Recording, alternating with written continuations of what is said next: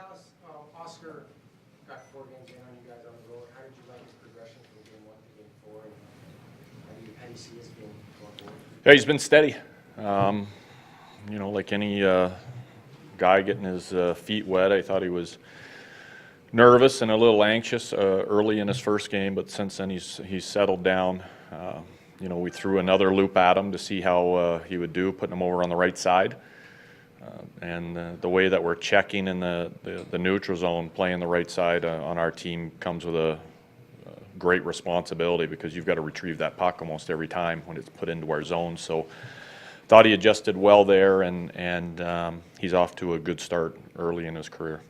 Does he have the tools that can make him an effective NHL defenseman? Yeah, all the tools are there. They just have to be refined, and then just the level of competition every night. For 82 games, it's relentless in this league, especially for defensemen. I think they've got the next to the goaltenders, they've got the toughest jobs in the league, with the amount of size and the skill combined with these forwards. So he's had a good start. He's been steady. That's what we wanted, and we'll see how he progresses. Dallas, you give him his first NHL start on the road, and now he's coming home. He's obviously a first-round pick. You've talked before about kind of the pressure on that young guy. He's obviously nervous and excited at the same time. What do you guys do as coaches to kind of just talk him through the process of making a start at home with that pressure on him?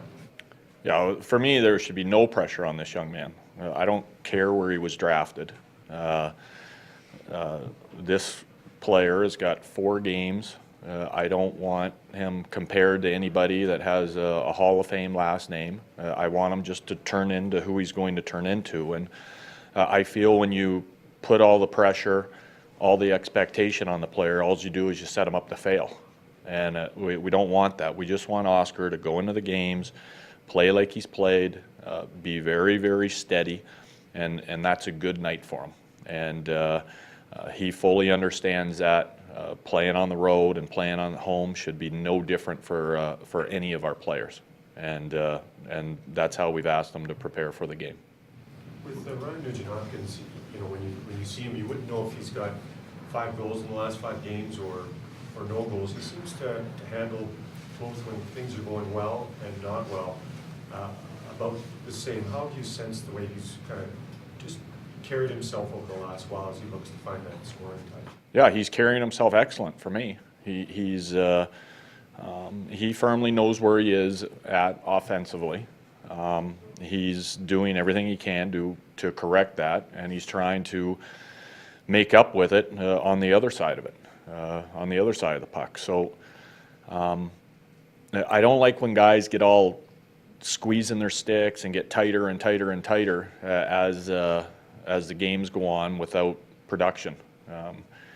I think they feel it, especially at home, because people like to look at stats, who's on a roll, who's not. He starts getting asked questions, and it can compound into something much greater. And I think Nuge is handling it fine. He knows his offense is going to come. It'll always be there for him. But in the meantime, he's trying to do other things. He continues to make strides on our penalty kill, which has been excellent as of late. And be better without the puck. So I like how he's handling it. I think it's everybody else's job to show what kind of streak he's on, and all he needs to do is to prepare to play his 18 to 23 minutes tonight. Aside from how he's handling it, how do you see his game? Like, are you satisfied with the quality opportunities that he's generating for himself? Are you satisfied with the game that he's playing in an effort to get these? Yeah, I am. I know that he's the biggest thing for me is his try factor and not to fade away in the game, and it's just not on Nuge either. It's on the other 4 guys that are on the ice with him as well. I think a lot of times we look directly at the guy who is scoring or maybe not scoring, and we forget that he's not out there on the ice by himself. And Ebbs has got to be a factor in it. He's got to help him, and with the line the way it's set up now with Yak, he's got to help as well. And whatever 2D they're out there, they have to not only generate offense together, but it's got to be defense too. So I never put it just on the one player. If it was a thing where he was just getting no ozone time, then we'd look at it as a bigger concern, more as a line concern. Or if plays were individually dying with him, that would be a concern. But this isn't a great concern to me right now. The other thing that's happened with Nuge is this kid's played against the other team's top lines, top D pairs, and that comes with great responsibility and great minutes. And he could quietly be feeling the wear and tear of a season right now. And that's where we tried our best here over the last little bit to give our team more rest so that we can stay in it physically. You got another 20-year-old you mentioned on that line in Yakupov who maybe doesn't have the same demeanor as Ryan and might require a little bit more TLC. Obviously that was a good moment for him in Carolina with the team out of the city. But, you know, how much have you worked with Nail just in terms of maybe educating him as to the ups and downs that take, you know, he was on a high last year, shot the lights out, that sort of thing. And this year he's fought it a bit offensively. It's nonstop. The conversations continue, and they're good ones. It's I know Nail's he's a hot button topic, not only within our organization but within our city, and I felt from him as of late of like he wants to score more, and he feels frustrated that he's not scoring like he did last year. And you know, I went, you know, yesterday was kind of like a stats day for me, and I sat in my office and I was pouring through stats, team stuff, looking at where we were at the start of the season, where we're at now, and I went into Nail stats, and it was, and I went through this with him this morning to maybe relieve some of the pressure that he's feeling from within. And all of his ice times, they kind of line up. You know, his even strength ice time is about the same as it was last year. The power play minutes per game, they line up about the same. He's actually shooting the puck more this year, which we like. The thing that is hampering him inside is, like last year he shot at a 21%. That was his shooting percentage, 21%. You cannot sustain that in this league. I don't care who you are. If you go look at the top 3 goal scorers in the league right now, I think they're all anywhere from 11 to 13 over their careers. So that 21% is a good on Nail. That is impressive what he did last year. But the reality of it is that you can't sustain that. It's just proven. Just go through all the top guys. And so if you look at the top 3 goal scorers, and I explained that to him this morning, they're all in 11 to 13. So he shot it out, lights out last year. And this year, he's lower than I'd like him to be. I think he's, I think it was just over 9, or somewhere around the 9 range. I can't remember the exact number. But so his feeling of I can't score, what he's used to last year, was actually not sustainable. I explained that to him, and I think at the end of the conversation, he started feeling a little looser and a little bit better about himself on the goal scoring front. So it's a constant conversation with not only Nail, with all of our players. You're always trying to inject some confidence into them. Sometimes it's corrections, it's, you know, whatever it is. But you know, for me, Nail has come a long way this year, and we've had to reset an organization, the way we play, the way certain guys handle themselves, and Nail was one of those guys. And I think he's a much more rounded player now than what he was at the start of the season. Plus minus is that we're not sure what it means.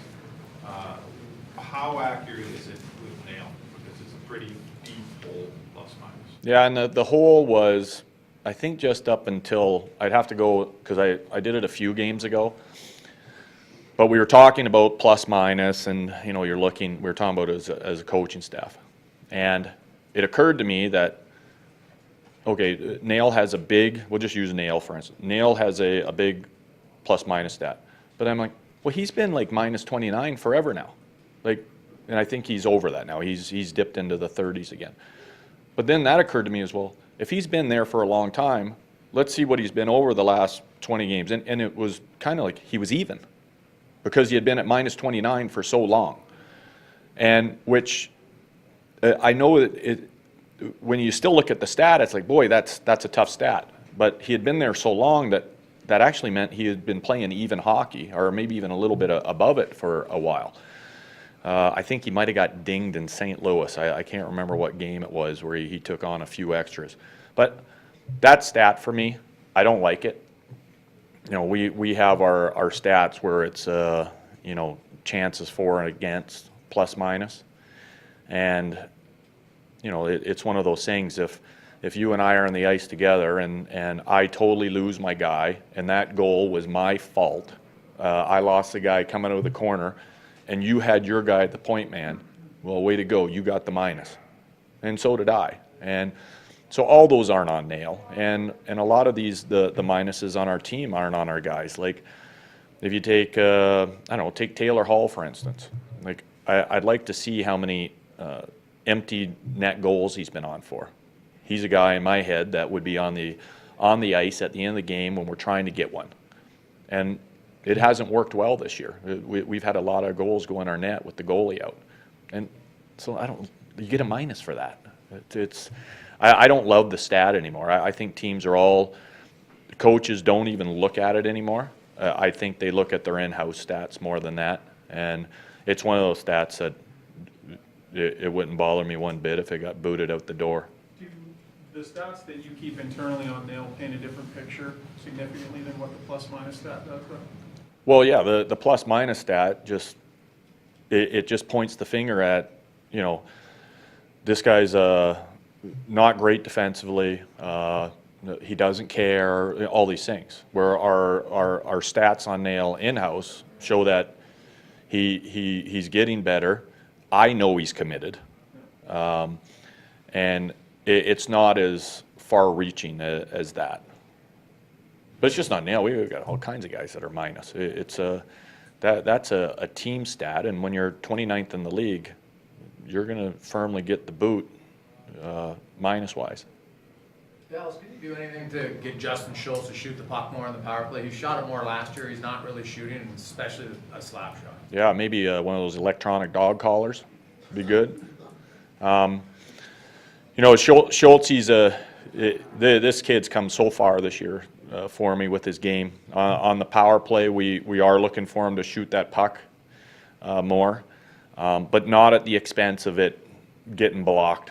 You know, the teams now, it's incredible watching everybody line up to block shots. It's just not one guy, it's 2 and 3, and I think he's seeing that up front. The one thing we have asked him to do is tee it up more, like slap shot. And I always find if the teams want to block it early, you rattle one up around their ears somewhere, or you've got some heat on it. They're not so apt to maybe block it the next time. But Justin's taken a lot of interest in our power play, and he's been one of the guys that's been trying to drag us out of our slumps on the road with it. And you know, we want all our guys to shoot the puck more, but at the right times. And it's something that we'll continue to hammer on, but it's something that they are firmly taken to heart. And it's maybe not so much for Justin. I think he shot the puck more in the past, but for the group, it doesn't come naturally to them. They want to pass it, and I do see them trying to look to the net more. Is John Sue out for some time? Yeah, I think Jesse, it's probably going to be a minimum 4 weeks. He's got one of those dreaded high ankle sprains. I think they're one of the worst injuries in hockey. They're extremely delicate. And it's a tough one on Jesse because I thought kind of over the last month as he had some difficult times early in the year with some injuries, and I really liked how he was fitting in on that line. And I thought that line was getting some chemistry, and Jesse was really using his body well. I thought he had made some great strides with his game. And so it's, I feel for him because I know he was feeling good about his game. And, him trying to get a puck out of our zone with no stick, desperate play, cost him, possibly the rest of his season. But I am encouraged that at least he finished on a good note with his play. You seem to realize, okay, this is where I've got to fit in, or, I mean, you're always looking as a coach to, as a player, okay, here's what I've got to do to be on the third line or something like that. Yeah. No, that's right, and that's what he did. I think sometimes players come in and go, okay, where's the coach going to put me? And I'm always of the ilk of, I like when the player comes in and goes, this is where you're going to have to put me. And I think he finally took control of the situation and found where he thought he should play. And so it's, I feel for him because he's been so dedicated this year. Finally gets his feet underneath him. Things are going very well for him, and then that crazy injury. So. Would you zap Justin when you wanted him to shoot it, or if he passed up the chance to shoot it? When you want to shoot it. Was that when you get him to shoot it? Yeah. Thank you. All right.